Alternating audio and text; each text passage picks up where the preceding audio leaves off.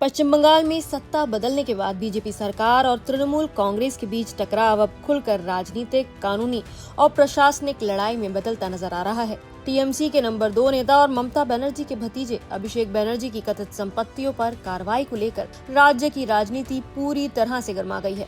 कोलकाता नगर निगम यानी केएमसी द्वारा अभिषेक बनर्जी से जुड़ी 17 संपत्तियों को नोटिस भेजे जाने के बाद अब बीजेपी ने 43 संपत्तियों की नई सूची जारी कर दी है, जिसे लेकर टीएमसी ने बीजेपी पर फर्जी प्रचार, बदले की राजनीति और राजनीतिक प्रतिशोध का आरोप लगाया है। दरअसल टीएमसी की पूरी प्रतिक्रिया इस बात पर केंद्रित है कि बीजेपी सरकार प्रशासनिक संस्थाओं और सरकारी दस्तावेजों का इस्तेमाल करके विपक्षी नेताओं को डराने और बदनाम करने की कोशिश कर रही है। पार्टी नेताओं का कहना है कि बंगाल में बीजेपी की नई सरकार बनने के बाद लगातार एक के बाद एक ऐसे कदम उठाए जा रहे हैं जिनका मकसद सिर्फ राजनीतिक दबाव बनाना है। सबसे पहले केएमसी ने अभिषेक बनर्जी से जुड़ी कई संपत्तियों पर अवैध निर्माण का नोटिस जारी किया। इनमें हरीश मुखर्जी रोड स्थित शांति निकेतन बिल्डिंग भी शामिल है, जिसे अभिषेक का निवास माना जाता है। नोटिस में कहा गया कि कथित अवैध हिस्सों को 7 दिनों के भीतर हटाया जाए, नहीं तो नगर निगम खुद कार्रवाई कर सकता है। नगर निगम ने इमारतों के स्वीकृत नक्शे, वास्तविक निर्माण के स्केच, लिफ्ट और अन्य तकनीकी दस्तावेज भी मांगे हैं। केएमसी अधिकारियों के मुताबिक ये कार्रवाई कोलकाता नगर निगम अधिनियम 1980 की धारा 400 उपधारा 1 और 401 के तहत की गई है। नियमों के मुताबिक संपत्ति मालिकों को सुनवाई का मौका मिलेगा और स्पेशल ऑफिसर ये तय करेंगे कि निर्माण अवैध है या नहीं।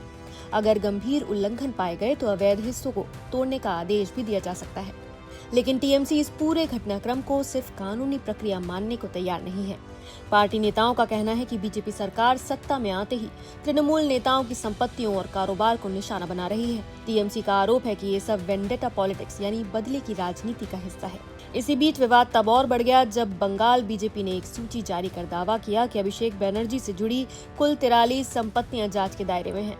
बीजेपी का कहना है कि इनमें से कई संपत्तियां अभिषेक, उनके परिवार और करीबी सहयोगियों के नाम पर हैं। सूत्रों के मुताबिक मुख्यमंत्री शुवेंदु अधिकारी की अगुवाई वाली सरकार इन संपत्तियों के मालिकाना हक, खरीद के लिए इस्तेमाल हुए पैसों के सोर्स और संभावित अनियमितताओं की विस्तृत जांच करवा सकती है। हालांकि टीएमसी ने इस सूची को पूरी तरह से फर्जी और भ्रामक बताया है। पार्टी का कहना है कि सिर्फ किसी नाम के आधार पर संपत्तियों की सूची तैयार कर देना कोई सबूत नहीं होता। टीएमसी नेताओं ने मीडिया पर भी सवाल उठाए और कहा कि किसी भी जिम्मेदार पत्रकार को बीजेपी के दावों को जस का तस चलाने के बजाय सूची में दिए गए पतों और नंबरों की खुद जांच करनी चाहिए। टीएमसी के पूर्व राज्यसभा सांसद साकेत गोखले ने बीजेपी की सूची को कंप्लीट होक्स यानी पूरी तरह से झूठ बताया। उन्होंने कहा कि क्या पूरे कोलकाता में सिर्फ एक ही अभिषेक बनर्जी हैं? वेबसाइट पर नाम डालकर निकाली गई सूची को सच की तरह पेश किया जा रहा है। इस विवाद में सबसे ज्यादा चर्चा सायनी घोष नाम को लेकर हुई। बीजेपी की कथित सूची में एक संयुक्त संपत्ति के साथ सायनी घोष नाम सामने आया, जिसके बाद सोशल मीडिया पर अटकलें शुरू हो गईं कि क्या ये जादवपुर से टीएमसी सांसद सायोनी घोष हैं। लेकिन सायोनी घोष ने तुरंत सामने आकर इस दावे को खारिज कर दिया। उन्होंने सोशल मीडिया पर तीखी प्रतिक्रिया देते हुए कहा, मैं नहीं जानती वो कौन सायनी घोष हैं, लेकिन वो मैं नहीं हूँ। मैंने राजनीति से कोई अचानक दौलत नहीं बनाई है। बिना सबूत मुझे बदनाम करने की कोशिश बंद करें। सायोनी ने आगे कहा कि फर्जी खबर फैलाने वालों के खिलाफ कानूनी कार्रवाई की जाएगी। उन्होंने ये भी लिखा कि मैं डरने वाली नहीं हूँ, ये घोष किसी दबाव में नहीं आने वाली। अन्य टीएमसी नेताओं ने भी इसे बीजेपी की डर्टी पॉलिटिक्स करार दिया और कहा कि सोशल मीडिया के जरिए पार्टी नेताओं को बदनाम करने की कोशिश की जा रही है।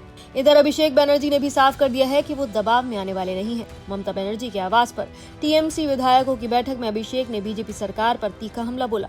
उन्होंने कहा कि हमारे राज्य में कई मुख्यमंत्री हुए, लेकिन मौजूदा मुख्यमंत्री जैसा कोई नहीं। जिसे कैमरे पर पैसे लेते देखा गया उसे मुख्यमंत्री बना दिया गया। वो जो करना चाहते हैं करें, मेरा घर गिरा दें, नोटिस भेज दें, मैं झुकने वाला नहीं हूँ। बीजेपी के खिलाफ मेरी लड़ाई जारी रहेगी। टीएमसी सूत्रों के मुताबिक अब पार्टी कानूनी लड़ाई की तैयारी कर रही है।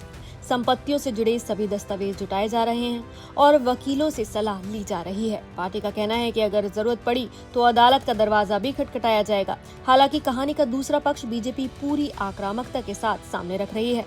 मुख्यमंत्री शुवेंदु अधिकारी पहले ही दावा कर चुके हैं कि लीप्स एंड बाउंड कंपनी के नाम पर 14 संपत्तियां हैं, जबकि कई अन्य संपत्तियां अभिषेक और उनके परिवार से जुड़ी हैं। उन्होंने कहा था कि भ्रष्ट लोगों को कानूनी तरीके से जेल भेजा जाएगा। वहीं बीजेपी विधायक अग्निमित्र पॉल ने भी टीएमसी पर हमला बोलते हुए कहा कि ममता बनर्जी और अभिषेक बनर्जी कोई भगवान नहीं है कि उनसे सवाल नहीं पूछे जाएंगे। उन्होंने कहा कि अगर किसी संपत्ति में अनियमितता है तो जांच होना स्वाभाविक है और कानून सबके लिए बराबर होना चाहिए। कहने का कोई विषय नहीं है। अभिषेक बनर्जी हमारे भारतीय न्याय संहिता या हमारे देश के रूल्स के ऊपर तो नहीं है, हम भी ऊपर नहीं है, हमारे ऑनरेबल चीफ मिनिस्टर भी ऊपर नहीं है, ममता बनर्जी और अभिषेक बनर्जी भी ऊपर नहीं है। हम लोग सारे बंगाल में नोटिस भेजे हैं, बोले हैं नोटिस भेजने के लिए। जो इलीगल बिल्डिंग जिसमें कोई पेपर नहीं है, कोई डॉक्यूमेंट नहीं है, फायर लाइसेंस नहीं है, जिसमें कमर्शियल एक्टिविटी चल रहा है, और नोटिस भेजेंगे हम लोग। नोटिस भेजकर आपको टाइम देंगे। फायर लाइसेंस नहीं है, आप लोग फायर लाइसेंस ले लीजिए। ट्रेड लाइसेंस नहीं है, आप लोग ट्रेड लाइसेंस ले लीजिए। एग्जिट का कोई आग लगेगा तो कोई रास्ता नहीं है, छोटा सा तिलजला का बिल्डिंग जैसा छोटा सा सीढ़ी, 2 जन खड़ा नहीं हो पाएगा तो भागेगा कैसे? आपका गलती के लिए बाकी और 50 जन मरेगा, ये तो अलाउ नहीं कर सकते। सो टाइम देंगे, रेक्टिफाई करने का अपॉर्चुनिटी देंगे।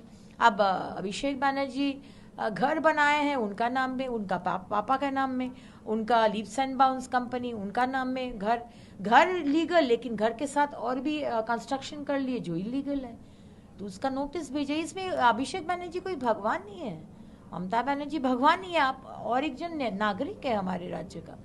जो नियम नहीं फॉलो करेगा उसको हम लोग नोटिस। बीजेपी का कहना है कि ये कार्रवाई राजनीतिक नहीं बल्कि भ्रष्टाचार और अवैध निर्माण के खिलाफ अभियान है। बंगाल की राजनीति में अब ये लड़ाई सिर्फ बयानबाजी तक सीमित नहीं रह गई है। नगर निगम नोटिस, संपत्तियों की सूचियां, कानूनी कार्रवाई, सोशल मीडिया विवाद और राजनीतिक आरोप प्रत्यारोप सब मिलाकर ये साफ संकेत दे रहे हैं कि नई बीजेपी सरकार और टीएमसी के बीच संघर्ष आने वाले दिनों में और ज्यादा तीखा होने वाला है।